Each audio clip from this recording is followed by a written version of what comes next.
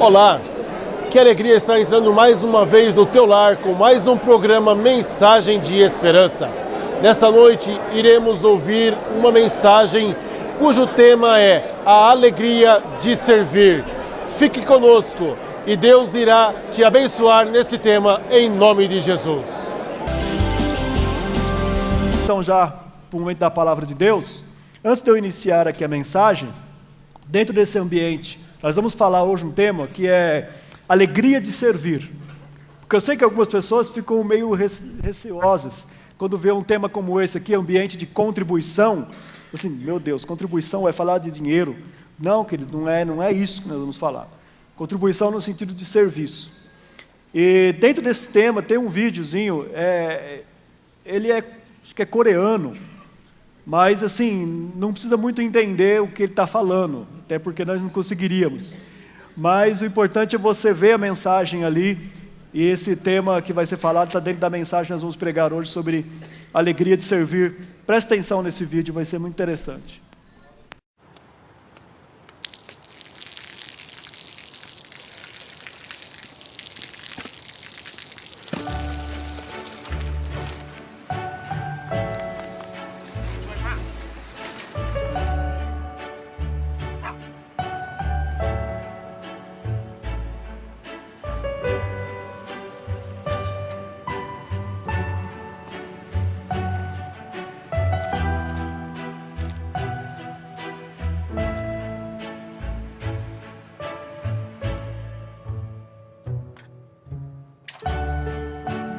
เขาจะได้อะไรถ้าเขาทำแบบนี้ทุกวัน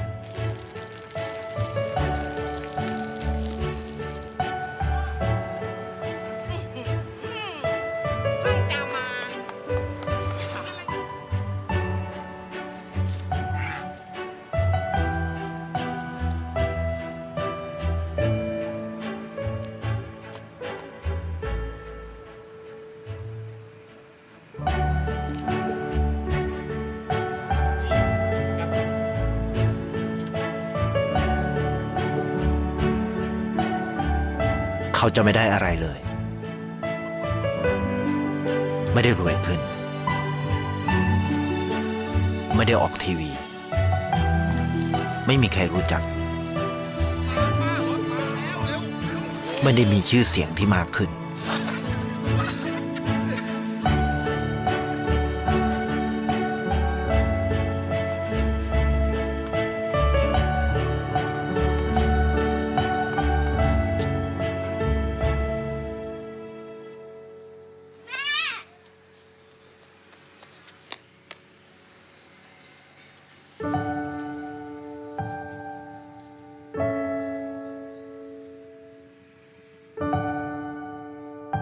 เพราะสิ่งที่เขาได้คือได้แค่ความรู้สึก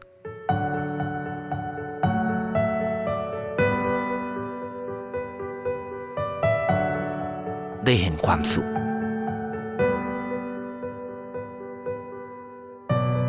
ได้เข้าใจ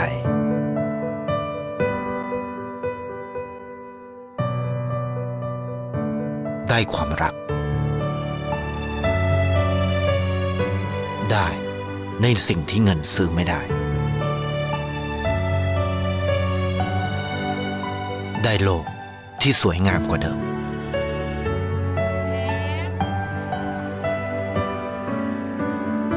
ในชีวิตคุณอะไรคือสิ่งที่คุณต้องการมากที่สุด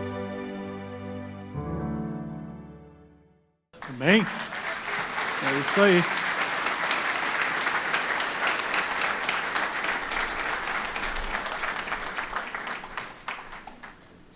Uma atitude, né, queridos?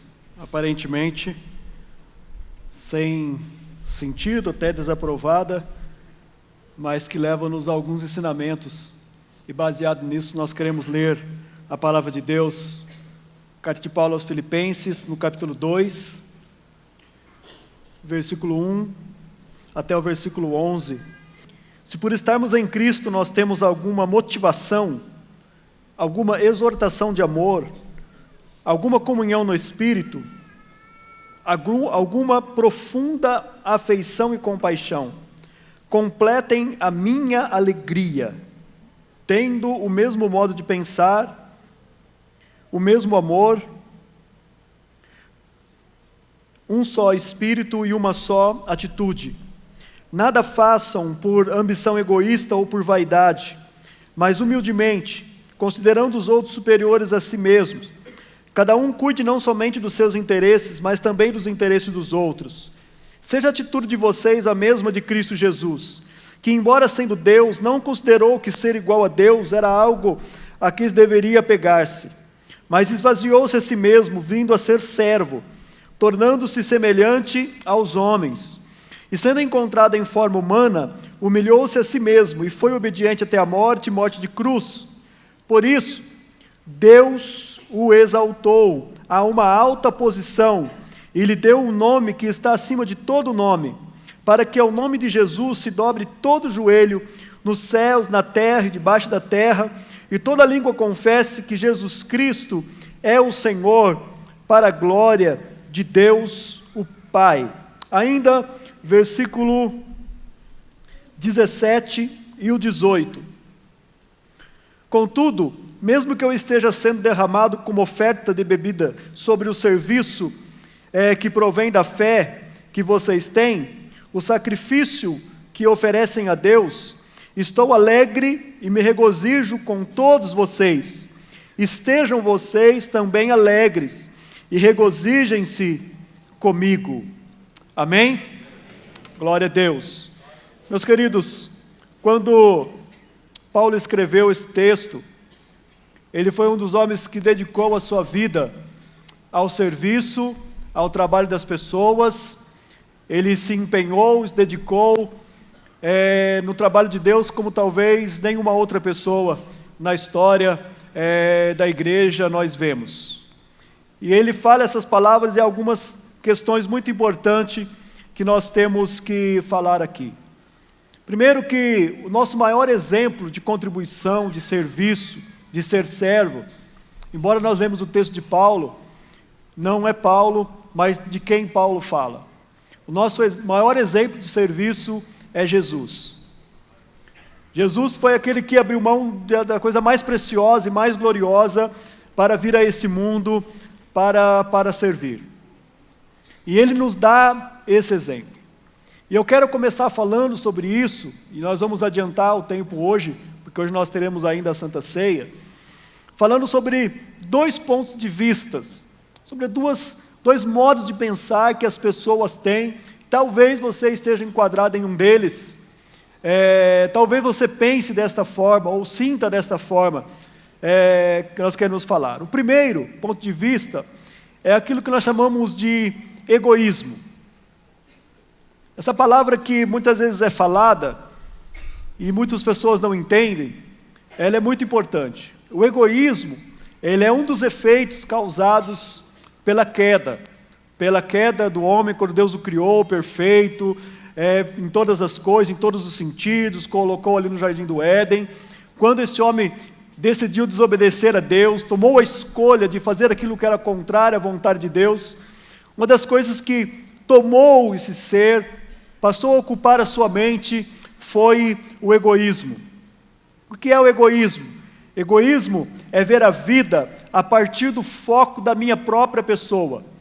A pessoa egoísta é aquela que olha a vida a partir de si mesmo, ou aquele que só pensa em si mesmo. Isso é uma pessoa egoísta. A ideia é de que você precisa, ou a gente tenta fazer tudo e pensamos em tudo para que nós possamos ser felizes, ter uma vida bem-sucedida, e aí então eu devo pensar em mim mesmo e nos meus interesses. Se eu quiser ter essa vida bem-sucedida, se eu quiser ser feliz, eu tenho que pensar e viver para mim mesmo, cuidar dos meus próprios interesses. Não importa mais ninguém, não importa as pessoas, não importa o que esteja acontecendo. Isso é o ponto de vista do egoísmo. E o nosso século, a vida das pessoas hoje, tem sido pautada, tem sido voltada muito para o egoísmo. As pessoas têm vivido muito assim. Principalmente o mundo ocidental, dentro dessa cultura que nós estamos inseridos, de trabalhar, de conquistar, de ter mais, de buscar mais e mais e mais, e aí as pessoas trabalham para conquistar, lutam para conquistar, e a base dessas conquistas não é algo que ele se propôs, mas muitas vezes é para se apresentar ou para se mostrar a um outro e superar a alguém e ter mais do que alguém. Você pode até não confessar isso com os seus lábios, mas muitas vezes você pensa isso. Muitas vezes essa é a sua motivação interna, motivação que te leva a fazer, a trabalhar, a se esforçar, a se dedicar a tantas coisas. Essa é a primeira ideia. A segunda ideia é o chamado princípio da moralidade desinteressada. E por incrível que pareça, por muito tempo ou ainda em muitas esferas, a igreja aplica esse princípio. É de que nós devemos fazer o bem sem se importar, com qualquer tipo de recompensa. Que nós devemos trabalhar, que nós devemos ajudar as pessoas, que devemos servir, sem esperar nada em troca. Usamos muitas vezes esse princípio. Esse princípio, embora alguns o tenham como sendo cristão, na verdade não é cristão. Esse princípio tem a sua origem na filosofia, por um filósofo chamado Immanuel Kant. Esse cara faleceu em 1804, e ele foi um defensor desse conceito do valor moral da ação, de que quando uma pessoa pratica alguma ação, esperando alguma coisa em troca, essa ação da pessoa, ela perde o seu valor moral. Essa ação que ele teve não tem valor, não tem importância. Ele fala que as obras serão boas quando o empreendedor esteja ou faça elas totalmente desinteressado. Ele diz que o bem deveria ser feito somente por ser bom. Qualquer motivação com o intuito de alcançar a felicidade ou alguma outra recompensa corrompe a ação. Esse conceito kantiano, do Kant, alega que não haver problema algum alguém obter a felicidade como um resultado inesperado da ação. Você não estava esperando, você não fez aquilo esperando obter um resultado. Aí você obteve, aí tudo bem, você não tem culpa que alguém te recompensou. O Kant falava isso então, e algumas pessoas leram ele, ouviram os seus ensinamentos e aplicaram isso na vida cristã. E formularam esse conceito como se fosse um conceito do Cristo, como um conceito cristão. Mas nós vamos dar uma olhadinha, e esse texto mesmo que nós lemos vai nos ajudar a entender isso. Por que muitas vezes pensamos assim? E por que muitas vezes pessoas, e quando se fala dessa questão de servir, de ser servo, as pessoas se retraem, porque elas estão pensando assim: eu vou trabalhar que nem um bobo, não vou ter recompensa nenhuma, no final a pessoa não vai falar nem obrigado para mim, e eu vou ser uma pessoa infeliz, que vou viver a minha vida em função dos outros, e não vou obter nada disso. Mas vamos dar uma olhadinha. Primeiro, falando do nosso modelo, nosso paradigma, que é Jesus Cristo. É para Ele que nós olhamos. Jesus é a fonte, nós temos de espelhar todas as nossas ações. Marcos 10:45, Jesus diz assim: porque o próprio Filho do Homem, Ele não veio para ser servido, mas para servir e dar a sua vida em resgate do mundo. A ênfase da espiritualidade de Jesus estava em servir. Nós não temos dúvida disso. Toda a proposta de Jesus, do ministério de Jesus, foi servir as pessoas. E esse texto que nós lemos fala algumas coisas como Jesus fez isso. Primeiro, Ele abriu mão dos seus direitos. O texto diz que Ele, sendo como Deus, ou sendo forma de Deus, isso quer dizer, Ele tendo todas as prerrogativas de Deus. Jesus é Deus. E Ele tinha todas as possibilidades que Deus tem. Mas o texto fala que Ele abriu mão disso. Ele não se apegou a isso, Ele não considerou isso como algo que Ele deveria ficar apegado. E a palavra que Ele usa depois é esvaziou-se.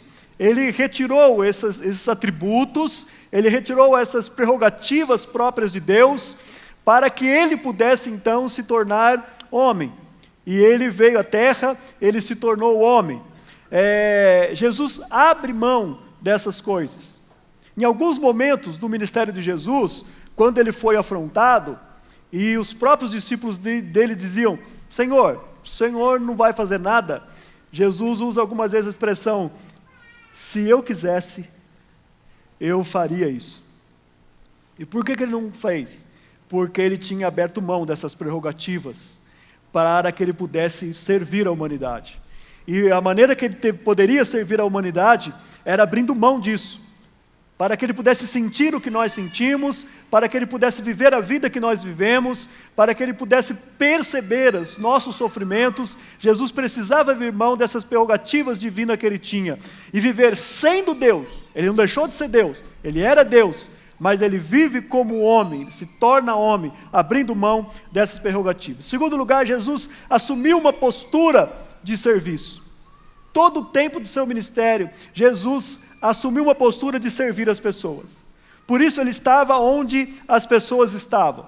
Ele serviu todo tipo de pessoas. Não era uma classe específica, ele serviu a todos. Muitas vezes ele foi criticado, porque ele estendia o seu ministério fora da sua nação, fora do seu povo, o povo da sua origem humana, que eram os judeus. E ele ia a outras pessoas dizendo assim, olha, isso é para alcançar outras pessoas.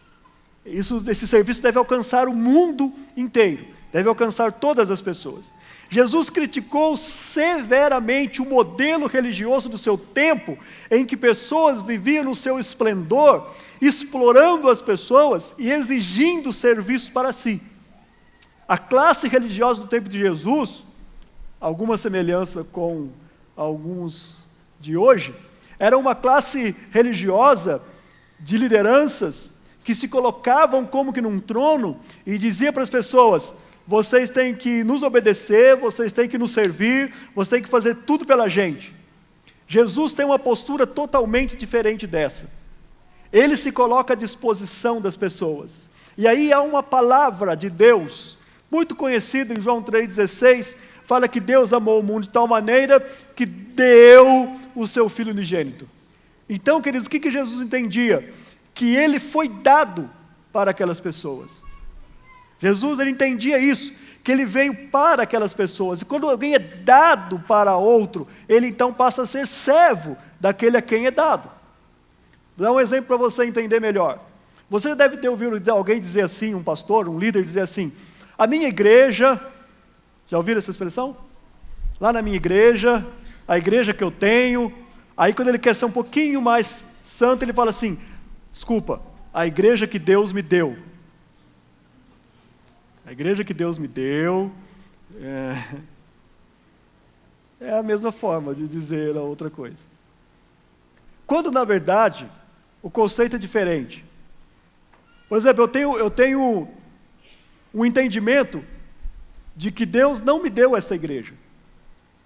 Se Ele tivesse dado, ela seria minha. Mas ela não é minha, ela é de Jesus. Vocês não pertencem a mim, vocês pertencem a Jesus. E qual que é o entendimento? Não é que Deus me deu a igreja, mas que Deus me deu para a igreja. Então não são vocês que são meus, eu que sou de vocês. Então quem é o servo aqui? Esse é o conceito errado que nós temos de serviço que Jesus nos ensinou. Que Deus não tinha dado as pessoas para Ele, mas que Ele tinha sido dado para as pessoas. É isso que o texto diz. Deus amou o mundo de tal maneira que deu o seu Filho unigênito para que todo aquele que nele crê não pereça, mas tenha vida eterna. É o conceito que Deus chamou Jeremias, lá no capítulo 1 de Jeremias, fala isso, ô Jeremias, você estava indo lá no ventre da sua mãe, você não tinha sido formado, e eu já te conheci. Oh, legal.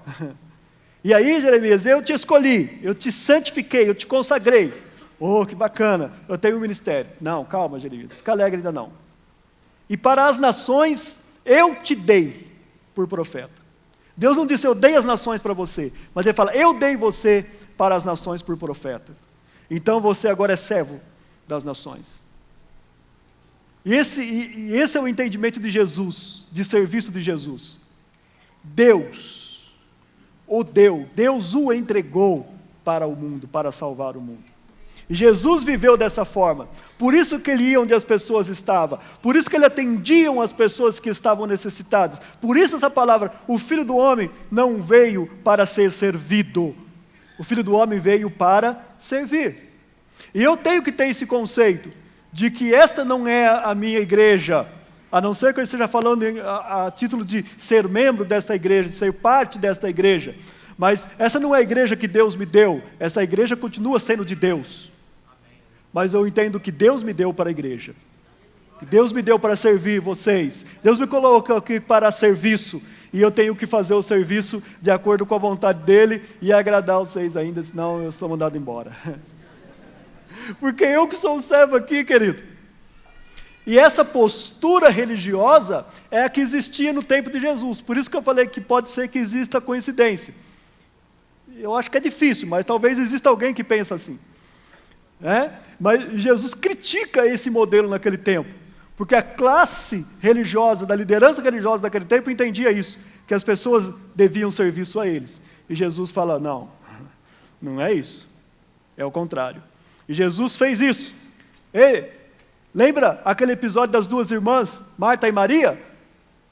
O que Marta estava fazendo era muito bonito, ela estava querendo servir Jesus, ela estava preparando o melhor almoço para Jesus, ela estava preparando uma comida deliciosa para Jesus, ela queria que a casa tivesse arrumadinha para Jesus, mas a Maria estava aos pés de Jesus, e Jesus preferiu a ação de devoção de Maria do que a ação de serviço de Marta, porque a motivação dela não era a motivação correta de serviço, porque ele, Marta, Maria, vocês não pertencem a mim, eu pertenço a vocês. Aproveite que eu estou aqui. Abusem da minha sabedoria. Aproveite esse tempo de devoção que você tem comigo. Olha como muitas vezes nós não entendemos o serviço de Deus. Terceiro, o que Jesus fez? Nosso modelo, nosso exemplo. Ele comprometeu-se em obediência com o projeto do Pai. O texto bíblico diz que ele foi obediente até a morte e morte de cruz. Jesus entendia que tinha um projeto e que ser obediente até a morte de cruz era o projeto que o Pai tinha dado para ele. Ele foi obediente, ou ele ser obediente, significa que ele não se desviou do propósito e que o serviço dele era dar a sua vida pelas pessoas, porque ele não pertencia a si. Ele foi dado para as pessoas, e que a única maneira dessas pessoas alcançar a salvação, era ele dando a sua vida naquela cruz. Por isso ele foi obediente até a morte, e morte de cruz. Jesus fez tudo isso, queridos. Abriu mão da sua glória, veio a essa terra, viveu como um homem viveu, sentiu todas as misérias, serviu as pessoas, e nesse sentido de serviço, ele foi até a cruz, ele deu a sua vida, e quando ele estava fazendo aquilo, ele estava fazendo um serviço para o Pai, em favor da humanidade. Deus amou o mundo de tal maneira que deu o seu Filho unigênito, para que todo aquele que nele crê não pereça, mas tenha a vida eterna. E a vida eterna é essa, que conheço a ti só, como o único e verdadeiro Deus, e é o teu Filho Jesus Cristo, a quem tu enviaste. Quando então qualquer pessoa aceita isso, compreende esse sacrifício de Jesus, ele alcança a salvação, ele alcança a vida eterna, ele recebe a vida eterna. Jesus então é nosso exemplo de serviço, ele nos serviu, ele viveu para nos servir, amém? Amém. Agora, a pergunta que segue é a seguinte: se nós estivéssemos fazendo isso num ambiente aqui de aula, a gente teria algumas discussões sobre isso. Jesus fez tudo isso, tudo que Jesus fez, deixar o céu, vir aqui, servir, morrer na cruz, toda aquela coisa que ele fez, foi sem interesse? Jesus não tinha nenhum interesse? Não dá para a gente discutir aqui, né, queridos? Não dá para a gente debater. Jesus tinha um interesse. Jesus fez o que ele fez interessado, querido. Jesus fez por interesse. Talvez você já viu alguma vez. Jesus abriu mão de tudo, querido, sem pensar em recompensa nenhuma, sem nenhum interesse. Não. Isso foi o Kant que falou. Não é o que a Bíblia falou. A Bíblia diz o contrário. Vou ler alguns textos para você. O próprio texto que nós lemos fala que quando Jesus foi obediente até a morte de cruz, diz assim que Deus o exaltou. A mais alta posição. Ele deu um nome que está acima de todo o nome, no céu e na terra. E que todo joelho vai se dobrar diante dele, e toda língua vai confessar que Jesus Cristo é o Senhor. Eu sei que talvez, mesmo dando glória a Deus, fala assim, mas você acha que Jesus fez aquilo pensando nisso? Ué, se ele sabia que ia ter isso. Jesus conhecia o fim das coisas. Jesus sabia no que ia dar a morte dele. Ele sabia que ele ia ressuscitar ao terceiro dia. Ele sabia tudo o que ia acontecer. E ele faz sabendo disso. Aliás, ele faz por causa disso. Ah, mas Jesus veio aqui só por minha causa. Não. Essa é uma parte da verdade. Ele veio aqui a essa terra porque ele sabia que ele ia ser exaltado a uma alta posição. É difícil crer? Então vamos ver o que a Bíblia diz. Hebreus 12:2 diz assim: tendo os olhos fitos em Jesus, o autor e consumador da nossa fé. Você já ouviu esse texto? Olhando para Jesus, o autor e consumador da nossa fé.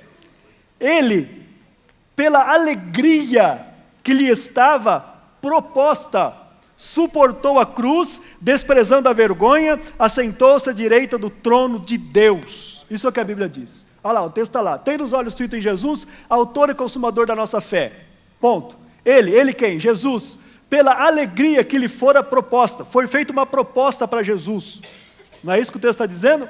Jesus, se você for lá, desprezar a vergonha, fizer tudo isso, você vai sentir uma alegria muito grande. Você vai ter uma alegria muito grande. E por causa desta alegria, ele suportou a cruz. Por causa desta alegria, ele suportou a vergonha. Por causa dessa alegria, ele suportou tudo que ele suportou aqui, para sentar-se à direita do trono de Deus. Jesus veio salvar a gente interessado, queridos. Jesus não fez nada sem interesse, ele tinha um interesse. Qual era o interesse? Alegria. Jesus sabia que servir era algo que traria muita alegria, muito gozo para ele. Se você ainda não é suficiente isso, eu vou ler um texto para você que está em Isaías 53. Isaías 53 fala do sofrimento do Messias. Fala que ele foi desprezado. A gente olhava para ele, não via beleza alguma que o desejássemos. Ele era como uma raiz de uma terra seca, não tinha parecer nem formosura. Ele foi subido como um renovo. Queridos, ali fala de todos os sofrimentos de Jesus, que aí ele levou sobre si as nossas dores, as nossas enfermidades. Nós o reputamos como ferido, aflito de Deus e oprimido. Mas ele foi moído pelas nossas enfermidades. O castigo que nos traz a paz estava sobre ele. Só que o texto de Isaías 53, versículo 11 e 12 termina desse jeito: depois do sofrimento da sua alma, ele verá a luz e ficará satisfeito. Pelo seu conhecimento, meu servo justo justificará a muitos e levará a iniquidade deles. Por isso, eu lhe darei uma porção entre os grandes, e ele dividirá os despojos com os fortes, porque ele derramou a sua alma até a morte e foi contado entre os transgressores, pois ele levou o pecado de muitos e pelos pecadores ele intercedeu. A proposta profética é que Jesus teria uma recompensa do trabalho dele. Ele sentiria uma alegria muito grande. Eu não sei qual que eram as ideias que você estava, a ideia egoísta de pensar só em você mesmo, ou no conceito da moralidade, do serviço da moralidade, que você não deveria pensar jamais em nenhum tipo de recompensa. Mas nessa noite o Espírito Santo quer falar com você sobre alegria de servir. O vídeo que nós assistimos traz uma mensagem muito interessante, porque o rapaz começa a servir de alguma forma. E o que ele está esperando? Dinheiro? Aparecer na televisão? Não. Mas fala depois que a recompensa dele era a emoção, era receber o amor das pessoas, era receber a alegria das pessoas. Quando ele vê aquela criança com o uniforme da escola, o sorriso dos olhos dele, ele fala assim: fui recompensado, recebi a minha recompensa. Quando ele vê aquela planta seca, brotar, florescer, ele vê a recompensa do seu trabalho. Quando ele vê aquela senhora feliz, a velhinha lhe dando um abraço, ele percebe a alegria de servir, querido. Meus irmãos, e é isso que Jesus queria ensinar para a gente. Esse é o conceito bíblico de servir. É de nós servirmos, mas servir com alegria. E a primeira ênfase do serviço de Deus tem que ser essa, alegria. Alguns textozinhos para você aqui, não vamos ficar nem projetando que não dá tempo. Salmo 100, servir ao Senhor com alegria. Servir ao Senhor com alegria. Servir ao Senhor é com alegria. João 15:11 fala assim: tenho-lhes dito essa palavra, para que a minha alegria esteja em vocês, e a alegria de vocês seja completa, alegria plena. De fato, 1 Timóteo 6,6, de fato a piedade com contentamento é grande fonte de lucro. Foi Paulo que disse isso. A piedade, que é uma vida de fidelidade, com alegria, com contentamento, é uma grande fonte de lucro. Você quer ter grande fonte de lucro? Seja fiel com alegria. Não é ser fiel triste, amargurado, um cara feio. Fazer o quê? Tem que ser fiel, né, irmão? For fiel, vou para o inferno. Tem medo do inferno, lá queima. Tem que ser fiel, fazer o quê? Má vontade para o mundo aí, conhecer o mundo aí. Ser crente não é fácil. Já ouviu essa expressão?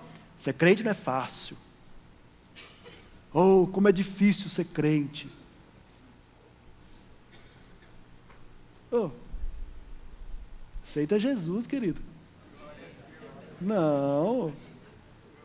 Eu tenho uma alegria de ser crente, camarada. Estou mal feliz em ser crente, velho. Que isso, irmão? Sem essa de ser crente é coisa assim. Não, irmão. Ser crente, mó barato, moçada. Ser crente é a maior curtição, cara. Ser crente é da hora. Não tem alegria do mundo melhor do que servir a Jesus, porque Ele nos recompensa, Ele nos dá prazer. Que legal isso. Até na hora de contribuir. O Kant falava assim: contribua sem interesse. A Bíblia diz assim: Deus ama o que dá com alegria. Até na hora de contribuir, dar oferta é isso, é com alegria. Aleluia. Cinquentinha. Oh, glória a Deus. Uma alegria. Que bênção. Salmo 1:2.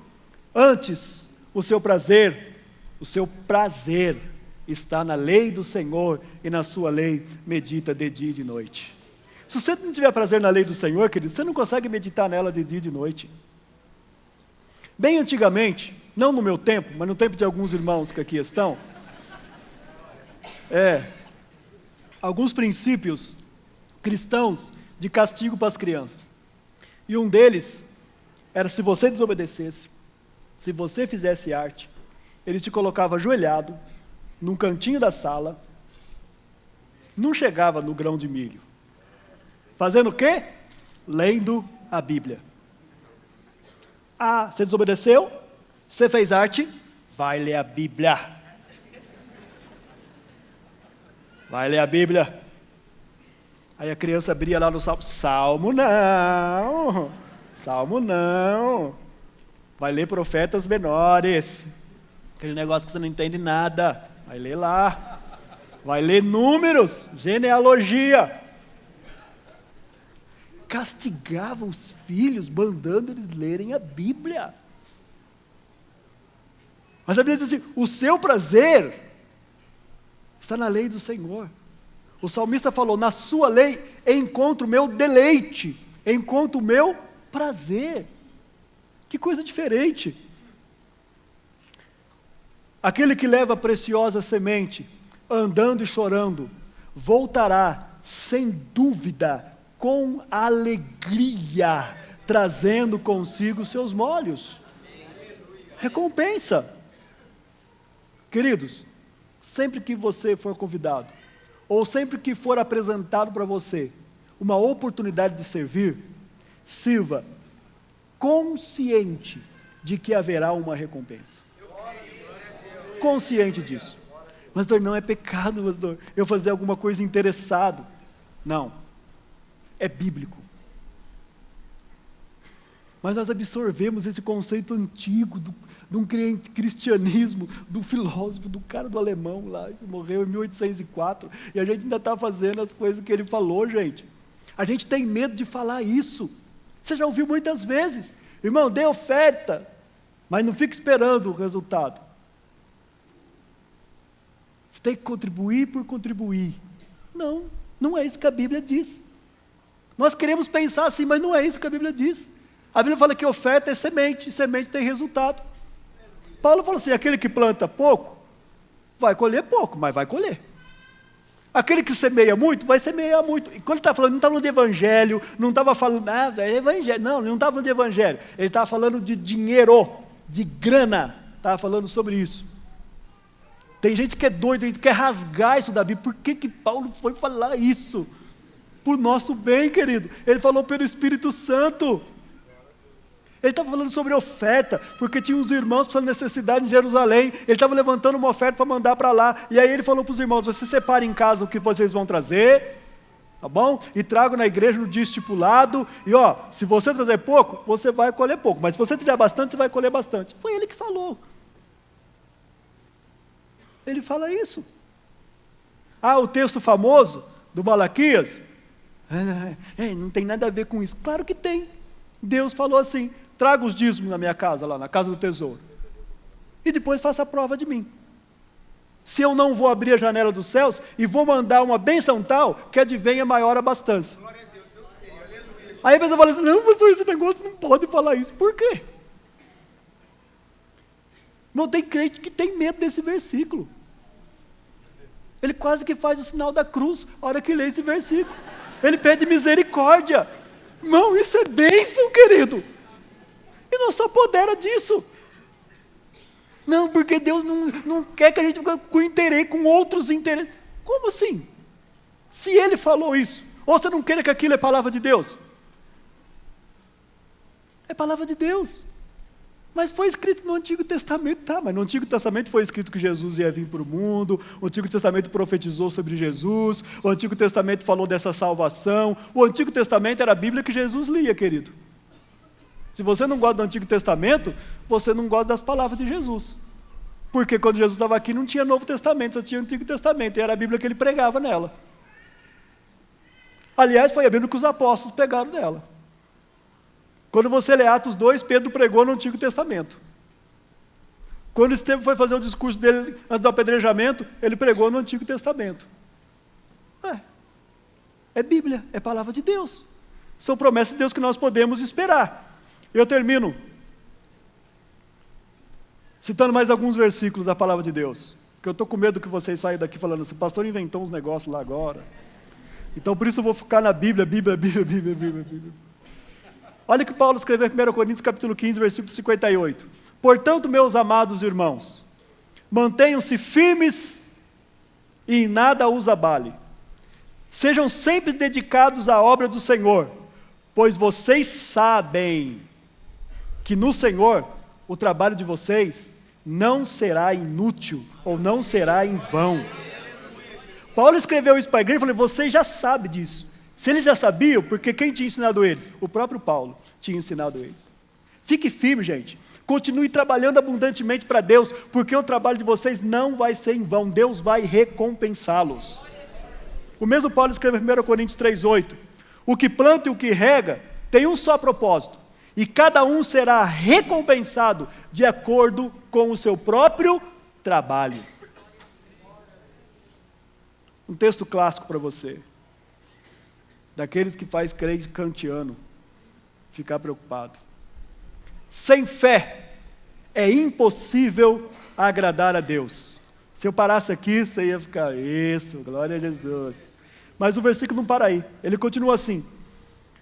Pois quem dele se aproxima, precisa crer que ele existe e que recompensa aqueles que o buscam. Outra versão fala que ele é galardoador daqueles que nele esperam. Já pregaram para você que Jesus é Senhor? Já pregaram para você que Jesus é dono? Já pregaram para você que Jesus é recompensador? Jesus é recompensador, é isso que esse texto está falando. Sem fé é impossível agradar a Deus. Por que é impossível? Porque aquele que é para cima de Deus, primeiro, precisa crer que Ele existe. Se você não crer que Ele existe, você não vai se aproximar de Deus. E segundo, você precisa acreditar que Ele recompensa aqueles que o buscam, ou aqueles que nele esperam. Ele dá recompensa. A grande questão é que muitos pensam em recompensa de uma maneira errada. Estava indo tão bem. É que muitos pensam que recompensa, e aí que está a confusão, são recompensas mundanas, são os tesouros deste mundo. Você já estava pensando que eu ia pregar aqui para você, querido, que Deus ia dar uma mansão para você, né? Você já estava feliz, o pastor entrou na teologia da prosperidade, até que enfim. Não é bem isso. O que eu estou dizendo para você é que o meu Deus, Ele é fiel para recompensar a cada um. Agora, a recompensa dEle não é limitada às coisas deste mundo. Alguns textos para você. Hebreus 11, 24 e 26. Hebreus 11 fala dos heróis da fé. E um dos heróis que fala ali é do Moisés. E aí ele fala assim: pela fé Moisés, já adulto, recusou ser chamado filho da filha do faraó, preferindo ser maltratado com o povo de Deus a desfrutar os prazeres do pecado durante algum tempo.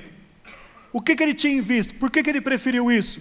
Porque ele considerou a desonra e riqueza maior do que os tesouros do Egito, porque contemplava a sua recompensa. Querido, presta atenção aqui que esse texto está dizendo. O Moisés, ele foi criado no palácio do faraó, no Egito. Estou falando do império mais poderoso daquele tempo. Pense em império, em poder. Talvez nós não temos hoje nada próximo disso. O Egito dominava o mundo. O Moisés era chamado filho da filha do faraó. Ele era um dos possíveis sucessores do trono. Ele desconsiderou isso. Ele falou: quer dizer uma coisa? Isso é muito pouco para mim. Essas riquezas aqui do Egito, gente, isso não dá nada, né? Quando eu estiver velhinho, vou morrer, eles vão me colocar numa pirâmide dessa aí, vão botar muito ouro lá dentro, toda a minha riqueza vai ser colocada lá dentro, a minha mulher vai ser morta, porque a mulher não podia ficar, ela vai ser morta também, enterrada junto comigo, e eu vou ser uma múmia.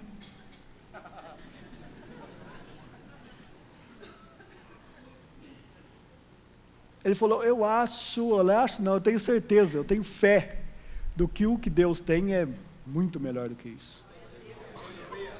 As riquezas de Deus são muito... O negócio do Egito, essa riqueza do Egito aí, gente, está nem para começar. A recompensa de Deus para mim é muito maior do que isso. O texto está dizendo isso. Ele considerou desonra a riqueza do Egito, dos tesouros do Egito. Por quê? Ele contemplava a recompensa, uma recompensa maior do que as riquezas do Egito. Aí você fala assim: então o pastor Moisés lá no finalzinho ficou muito rico. Não, ele nem entrou na terra. Ele nem entrou na terra prometida, ele não construiu uma casa lá, queridos. Mas sabe o que aconteceu com Moisés? Jesus, quando estava aqui na terra, ele chamou os 3 discípulos dele, Pedro, Tiago e João, falou: vem comigo, aqui no monte. E ele foi lá e estava com os discípulos. De repente, houve um fenômeno extraordinário, uma coisa como nunca houve. Jesus transfigurou-se diante deles. Jesus colocou diante deles como se próprio Jesus virasse uma tela. E esses discípulos começaram a ver a glória dos céus. Eles começaram a contemplar a glória de Deus, os céus. Uma coisa extraordinária, tão extraordinária que os discípulos não queriam sair mais de lá. Eles falaram: vamos construir 3 tendas aqui e a gente fica por aqui mesmo. E a hora que eles viram isso, sabe quem que eles viram lá? O Moisés e o Elias. Moisés, entre múmia, numa pirâmide do Egito, e está na glória de Deus, ele preferiu a glória de Deus. Tem gente que prefere ser múmia aqui nesse mundo. mas Deus quer que você esteja na glória dele. Essa é a recompensa, queridos. Essa é a recompensa maior. Jesus contou uma história, e eu termino com ela, em Lucas 14, do 12 ao 14. Lucas 14.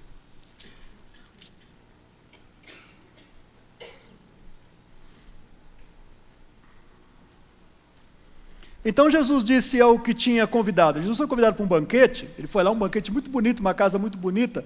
E quando acabou o banquete, eu queria que você ficasse imaginando isso. Jesus foi convidado para um banquete. O cara rico deu um banquete para ele, convidou ele. Quando acabou o banquete, esperava o quê? Que Jesus fosse levantar, elogiar o cara. Aí Jesus falou essas palavras para ele assim. Então Jesus disse ao que tinha convidado: quando você for dar um banquete ou jantar, não convide seus amigos, não. Não convide seus irmãos ou seus parentes, nem seus vizinhos ricos. Se você fizer, pode ser que eles também convidem você, e aí você já é recompensado com outro jantar. Você deu um jantar, o que você recebeu em troca? Outro jantar. Significa o quê, querido? Empatou. Pode ser até prejuízo, o cara pode dar um jantar pior que o teu. Versículo seguinte. Mas quando der um banquete, ele não falou assim, quando fizer uma comidinha mais simples, aquele arrozinho com ovo. Não, ele falou banquete. Ele não retirou o banquete. Quando você der um banquete, convide os pobres, os aleijados, os mancos e os cegos. Feliz, olha a palavra que Jesus começa. Feliz será você. Jesus não estava falando que você ia ficar frustrado, decepcionado, destruído. Não, você vai ficar feliz. Feliz será você, porque esses não tem como retribuir. Eles não iam dar outro jantar para você. A sua recompensa virá na ressurreição dos justos. Você fica imaginando o que é isso, querido? Eu sei o que é isso. A história é a seguinte: você faz um jantar, convida as pessoas do seu mesmo nível social. Ele vem e te agradece. Cara, maravilhoso o jantar. Já cutuca a esposa dele. Vão. Agora é minha vez, você vai na minha casa. Aí você vai na casa dele, faz um jantar igual, você comeu o jantar, empatou, 0-0. Aí Jesus falou o seguinte: não, faz o seguinte, agora, o cara que convidou ele, está falando isso para o cara que convidou ele para o jantar. Ele falou assim: a prova que você fizer, convida o pessoal que não tem como pagar para você. Eles não vão te retribuir aqui com outro jantar. Mas lá na ressurreição dos justos, você vai ser recompensado. Sabe o que eu entendo com isso, querido? Jesus está falando assim: você vai participar de um jantar que não tem aqui na terra. Você vai participar de um jantar que não tem aqui. Você vai passar de uma refeição que ninguém aqui nessa terra é capaz de dar para você. Esse sim. E sabe como que é esse jantar? Ou essa refeição? Nós vamos ter um modelinho dela aqui hoje. Um modelinho. Jesus, antes de morrer, ele chamou seus discípulos, antes da sua morte, e celebrou a ceia com eles. Pegou um pão, sem fermento, repartiu, deu para eles comeram juntos. Depois ele pegou um cálice de vinho e deu o vinho para eles, pediu para eles beber, e falou assim: essa é a última vez que eu estou bebendo aqui com vocês. Mas da próxima vez que eu beber com vocês, não vai ser mais aqui. Vai ser no reino dos céus. Vai ser lá, eu vou beber de novo, vou beber novo com vocês no reino dos céus. E ele falou assim que nessa mesa, em outra passagem ele falou assim que nessa mesa vão estar sentados Abraão, por exemplo, Abraão, Isaac e Jacó. Na mesma mesa. Vai estar sentado lá. Teve um grande pregador chamado Jonas Edward. Esse homem, ele dedicou a sua vida à pregação do Evangelho. Em uma de suas palavras, e por incrível que pareça, quando ele morreu, o Kant tinha cerca de 34 anos. Numa de suas palavras, ele falou o seguinte: eu estou fazendo tudo possível, e tudo o que eu faço é com uma intenção: adquirir o máximo possível de riquezas no reino de Deus. Está entendendo isso? Adquirir o máximo possível de riquezas no reino de Deus. sei se você ouviu falar em John Piper. É um grande pregador, um cara extraordinário, um homem de Deus. Ele falou o seguinte, eu termino com essas palavras dele. O desejo de ser feliz é a motivação louvável para toda boa obra. E se você desistir de buscar essa felicidade, será incapaz de amar o ser humano e de agradar a Deus. Quanto mais nos deleitamos em Deus, mais glorificado Ele é em nós. Quanto mais você se alegra em Deus, mais glorificado Ele é em nós. Essa palavra baseia-se em João 15, uma sequência. Jesus falou o seguinte, que Ele veio para nós. E aí, Ele nos chamou. Ele fala assim que Ele nos nomeou para nós darmos frutos. E aí, quando nós darmos frutos, esse fruto vai produzir mais frutos. E aí, o que acontece? Nós dando fruto, nós vamos permanecer em Cristo. E quando nós permanecemos em Cristo, nós podemos pedir o que quiser e vai ser feito. Só recompensa, querido. E aí, o Pai é glorificado nisso. E quando o Pai é glorificado nisso, o versículo 11 termina falando assim, nós recebemos a alegria de Cristo em nós, e essa alegria é completa. Se você quiser reler os evangelhos, querido, releia o evangelho, vendo Jesus falar sobre recompensa. Vendo Jesus falar que há um presente, que Ele é premiador, que Ele tem galardão. Paulo tinha tanta consciência disso, que quando ele escreveu a segunda carta para Timóteo, a última que ele escreveu, lá de dentro da prisão, ele tinha feito uma defesa, ninguém foi na defesa dele. Todo mundo tinha abandonado dele. Ele abriu um monte de igreja, e ninguém da igreja foi na defesa dele. Aliás, ele recebia visita na cadeia de apenas algumas pessoas. E ele não estava preso por malfeitor, ele estava preso por amor do evangelho. Mas quando ele estava lá, ele escreveu as últimas palavras para Timóteo. Ele falou, Timóteo, eu sei que o tempo da minha partida já é chegado. Eu combati o bom combate, acabei a carreira, guardei a fé. Acabou, Paulo? Foi assim que você vai terminar? Eu falei, não terminou não.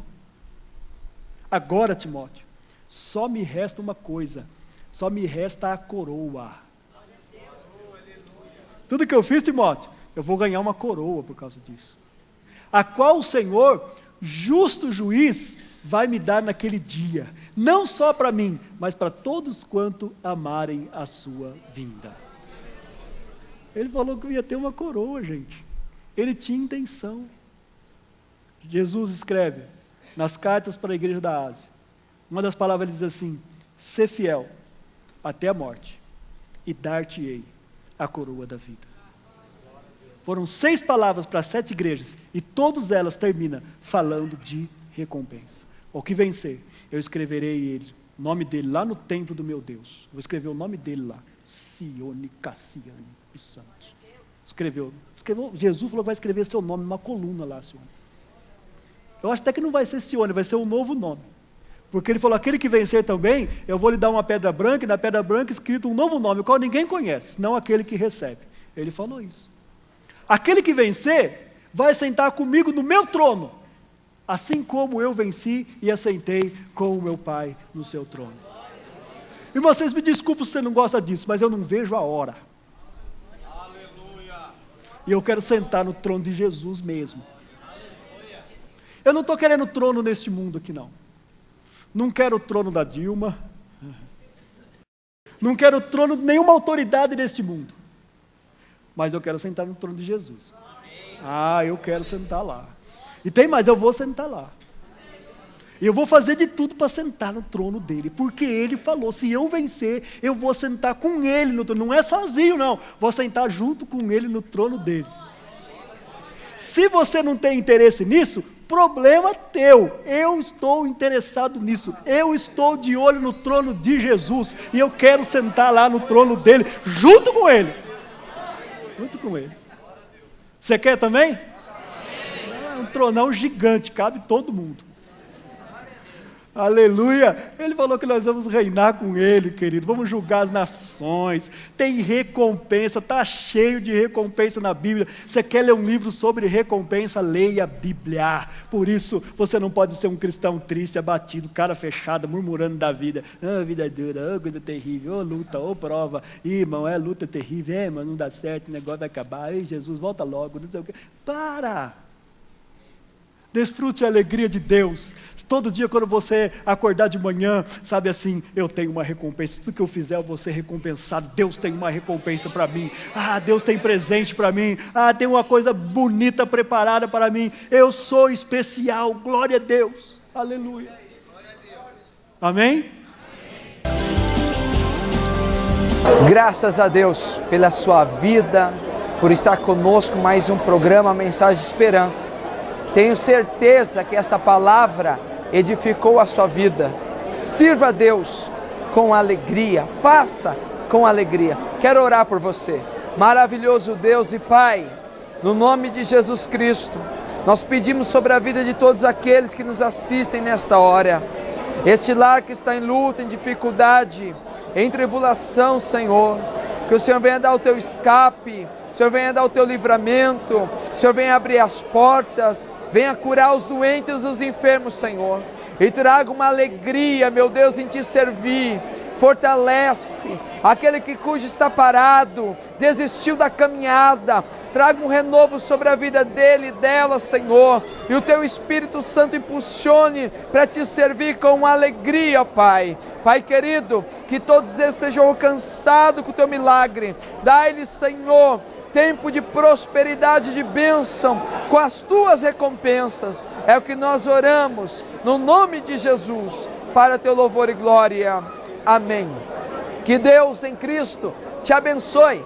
Até o próximo programa, Mensagem de Esperança.